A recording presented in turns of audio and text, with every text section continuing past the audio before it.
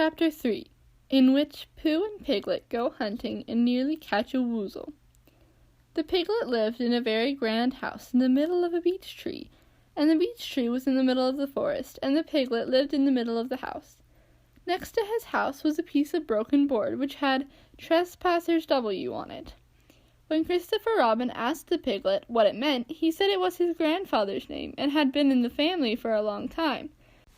Christopher Robin said you couldn't be called Trespassers W, and Piglet said yes, you could because his grandfather was, and it was short for Trespassers Will, which was short for Trespassers William, and his grandfather had had two names in case he lost one, Trespassers after an uncle, and William after Trespassers.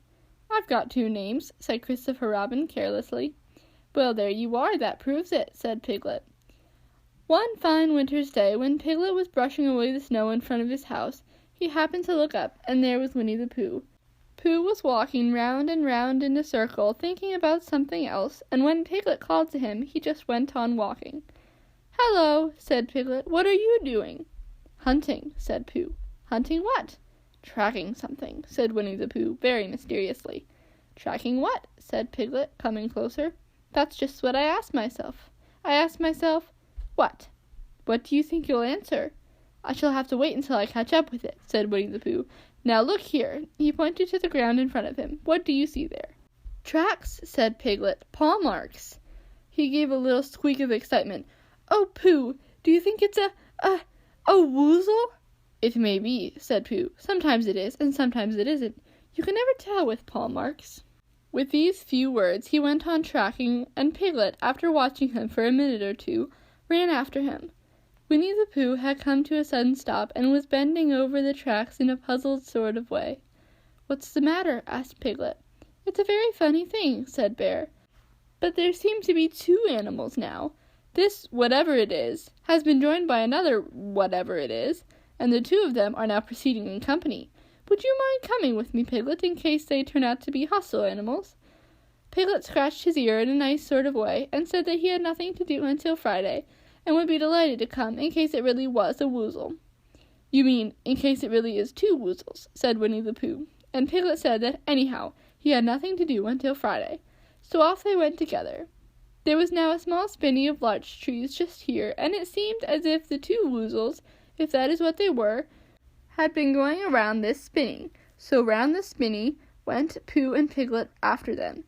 Piglet passing the time by telling Pooh what his grandfather, Trespassers W, had done to remove stiffness after tracking, and how his grandfather, Trespassers W, had suffered in his later years from shortness of breath and other matters of interest, and Pooh wondering what a grandfather was like, and if perhaps this was two grandfathers they were after now, and if so, whether he would be allowed to take one home and keep it, and what Christopher Robin would say.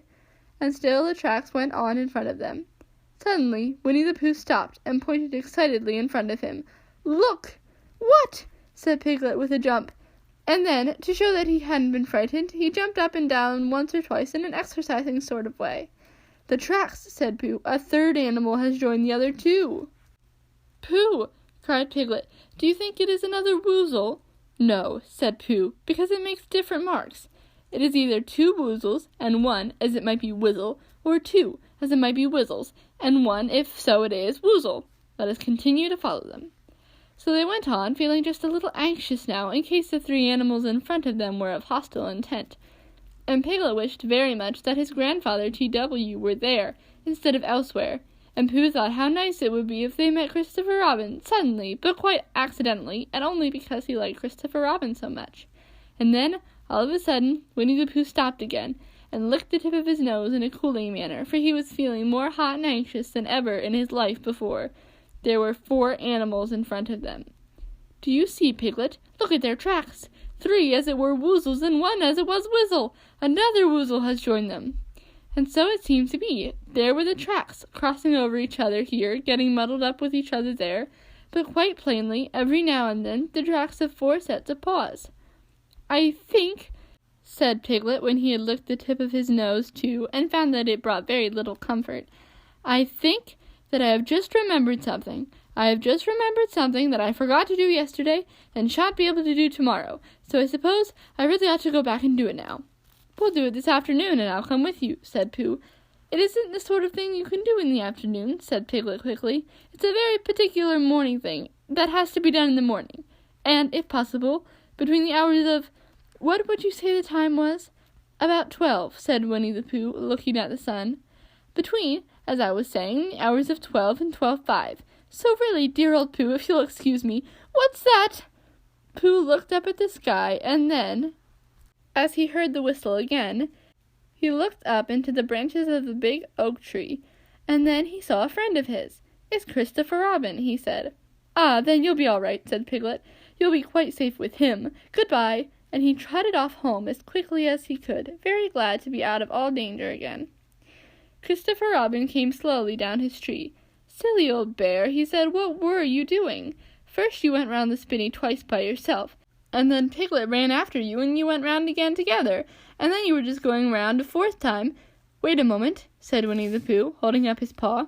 He sat down and thought, in the most thoughtful way he could think.